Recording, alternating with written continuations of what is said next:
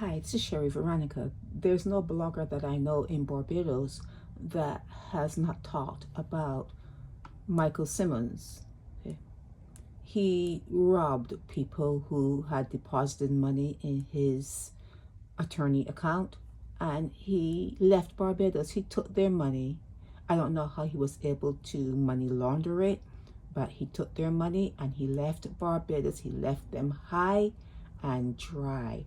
And when you talk about all the attorneys in Barbados who robbed people, he heads the list. He is the head of the list. He never went to prison. He could not practice law in Miami where he went to live, but he was able to return to Barbados when there were funerals. You see photos of him in churches every now and again attending a funeral, and they never held him. He was never held in Barbados for the crime of money laundering or stealing client funds. Now, he's written a book. He talks about how hard it was in the time he was being raised. He is 91 years old. 90. He is living on borrowed time. But he talks about the time in Barbados when the 4% ruled everything. The white person, although there was supposed to be independence, white people were running everything. White people still run everything in Barbados. Nothing has changed, okay? And attorneys are still running away with client money. That has not changed either. He started that ball rolling, and he ran with it. He ran with it. So he is saying one of the reasons for his downfall was a son that was on heavy drugs. He was trying to keep that particular son out of trouble, and that was the beginning and the end of his downfall. But he didn't only have one son that had a drug problem. He did not have one son that had a drug problem. There were, it was like a curse. It was like a curse. And when he left with people's money, that curse was etched into the discussions and the faces of the sons he left behind. But his other siblings, they went on and they did great things. You guys don't care about things like that, right?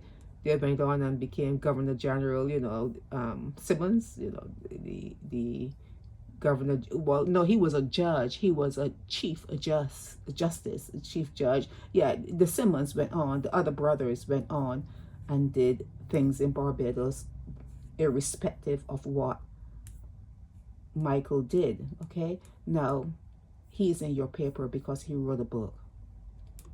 He wrote this book, and I guess he wants you to buy it.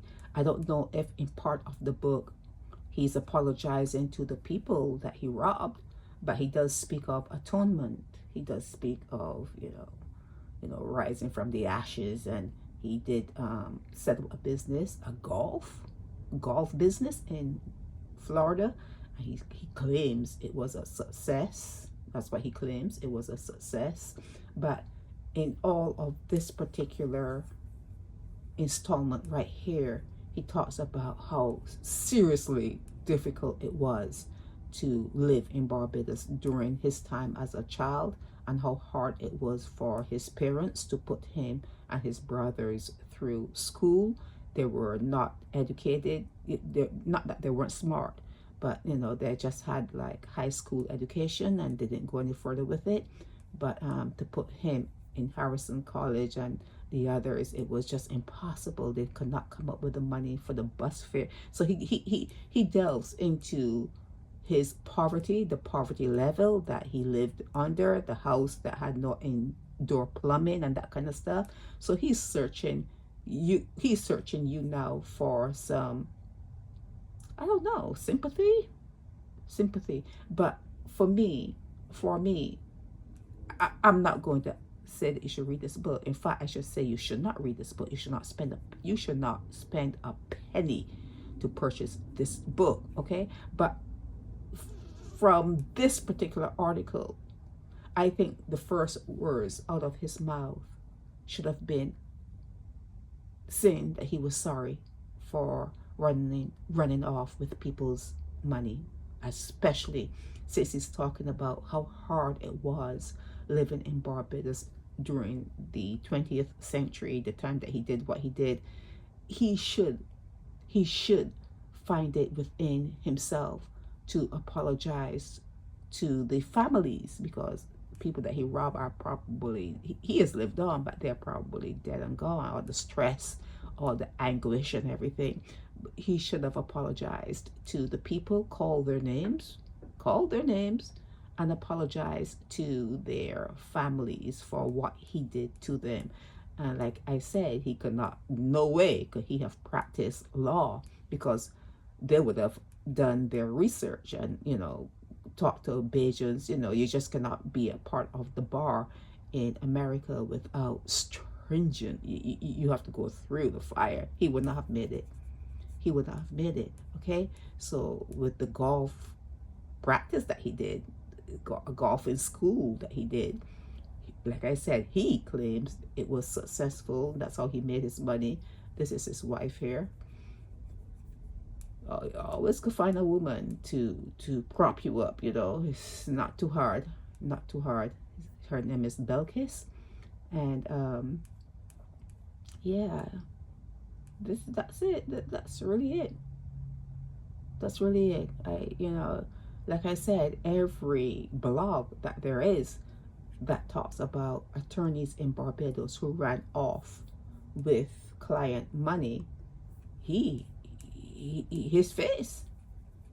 He is the face of attorneys who run off with client money. So he didn't face money laundering charges. He was not arrested. He got away with a big crime.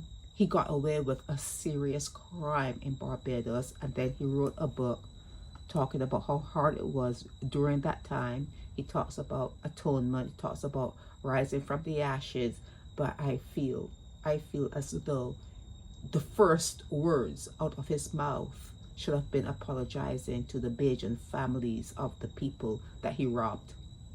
Should have been the first words out of his mouth. And even the person who interviewed him did not ask about the people he robbed. All the blogs that he showed up on, mine included, showed up on so many blogs. That's why I think that journalism in Barbados is not good. It's not good. They should have asked him. They should have asked him if at this time, do you want to apologize to the people that you robbed, to the families, to the ones who may not be no longer here, you know, they're 6 feet under. Do you want to apologize to the families of those particular people that you robbed? But that didn't happen. It will never happen. They would never have asked him such a question. Do not buy Mike Simmons' book. Okay? Do not buy his book. He wasn't really that ordinary. Okay? He committed a crime that is going to last until he's dead. Until he's dead, people will be talking about him. He was the grandfather of robbing people and getting away with it. Okay? This is Sherry Veronica.